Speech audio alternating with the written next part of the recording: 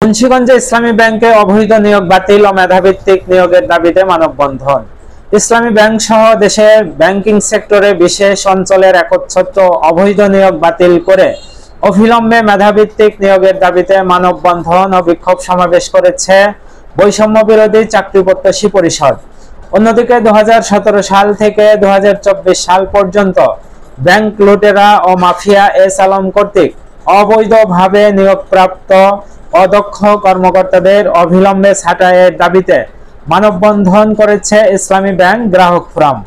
সোমবার বিকেলে মুন্সিগঞ্জ প্রেস ক্লাবের সামনের সড়কে এই দুটি সংগঠন পৃথকভাবে মানববন্ধন ও বিক্ষোভ কর্মসূচি পালন করে। বক্তারা বলেন, ইসলামী ব্যাংক সহ বিভিন্ন বেসরকারি ব্যাংকে দুর্নীতি, স্বজনপ্রীতি ও বৈষম্যমূলক নিয়োগের মাধ্যমে মেধাবী প্রার্থীদের বঞ্চিত করা হচ্ছে। এ পরিস্থিতি অব্যাহত থাকলে ব্যাংকিং খাত আরও অস্থিতিশীল হয়ে যাবে বলে তারা আশঙ্কা প্রকাশ করেন। মানববন্ধনে অংশগ্রহণকারীরা অবিলম্বে মেধাভিত্তিক নিয়োগ নিশ্চিত করা ও অবৈধভাবে নিয়োগপ্রাপ্ত কর্মকর্তাদের বিরুদ্ধে ব্যবস্থা গ্রহণের জোর দাবি জানান। মোহাম্মদ রুবেল, bdtimes24.net।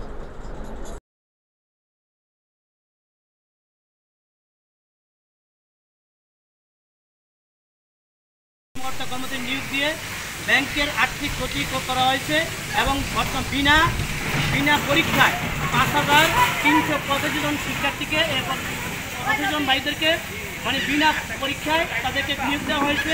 বর্তমান প্রশাসন তাদেরকে অভিহিত করছে যে আপনারা পরিস্থিতিতে আসেন, ব্যাংকের একটা নিয়ম শৃঙ্খলা আছে, তারা এই নিয়ম শৃঙ্খলা তোয়াক্কা না করে মাত্র 414 জন শিক্ষার্থী ভাই তারা কী করছে, অ্যাটেন্ড করছে। এখন এই ব্যাংকে তারা দেউলিয়া করার জন্য ব্যাংকের গ্রাহকের আমানত গ্রাহকের অভিজ্ঞতারা ছিল, তারা চেষ্টা করেছে ইসলাম ব্যাংকে সারা বিশ্বের মধ্যে ইসলাম ব্যাংকে তারা 1 নম্বর সাইটে রেখেছিল। কিন্তু বর্তমান সাবেক